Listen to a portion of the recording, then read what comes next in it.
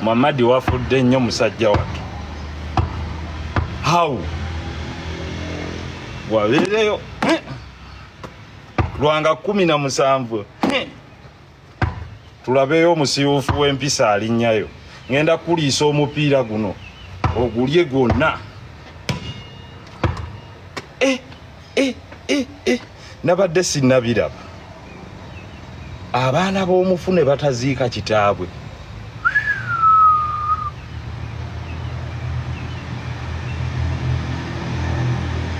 Nate kambazanyire abantu mugenda kaaba. Segirinya Muhammad okufaako tikunaggwa.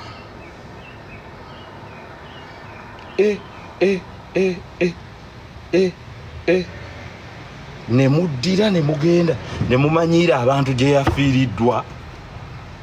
Nedda tekiriyo ekyo. Buli omu abeere ne ttiimu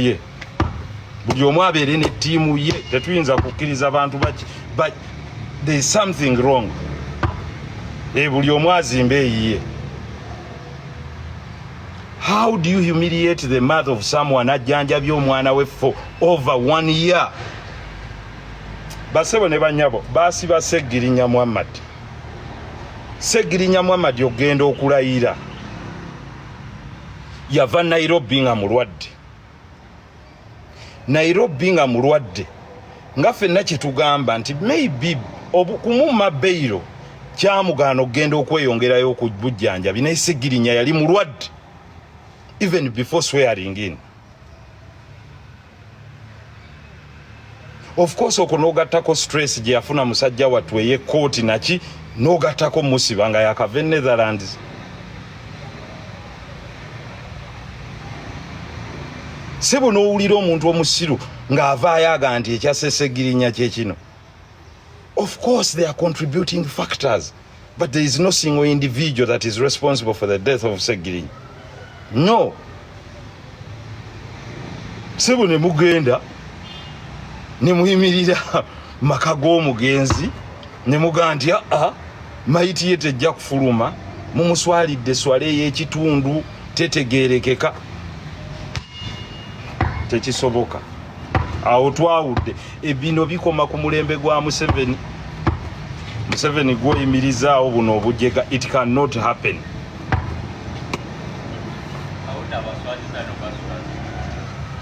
It cannot happen. It cannot happen.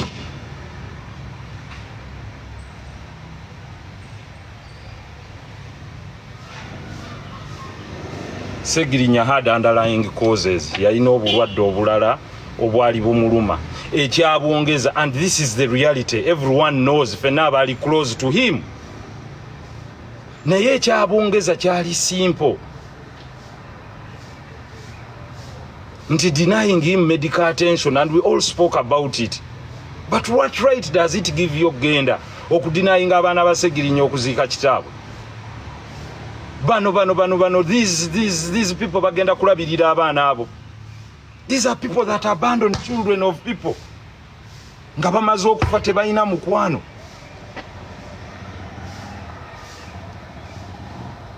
Omukwano baali bagugyewa n'omuntu. For them it's all about politics, no friendship, teri mukwano.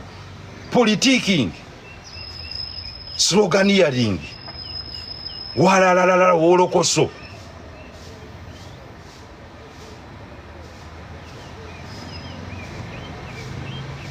Nze namanya Segirinya before any of those ones.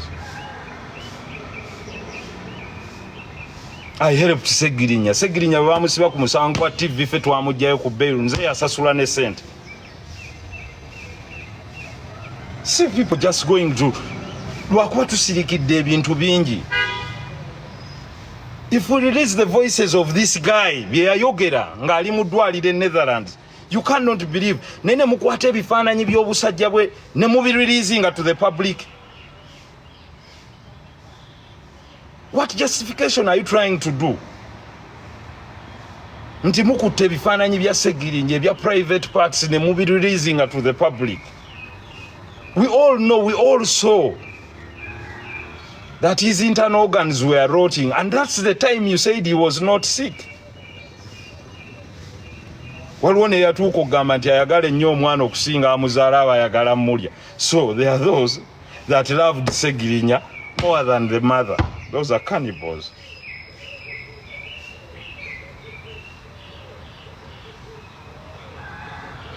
I want to make it clear, nze twayawudde. There is no reconciliation. Teriyo. Nammwe tekisoboka. People that are inhumane, people abatasobola kujjukira in times like that, people that are there to destroy, destroy omwana ono. We nurtured this guy, n'afuuka counselor. We did not expose him in any way. We nurtured this young man, n'afuuka MP. We did not disclose them in any way. Bantu bangi betukolagana nabo nga bali mu National Unity Platform, ne tukuuma ebyama byabwe ng'abantu abakulu. But how do you humiliate his body paka kukufa? How? Lwaki mumutwala mu kuswala okufaananako bwe kutyo?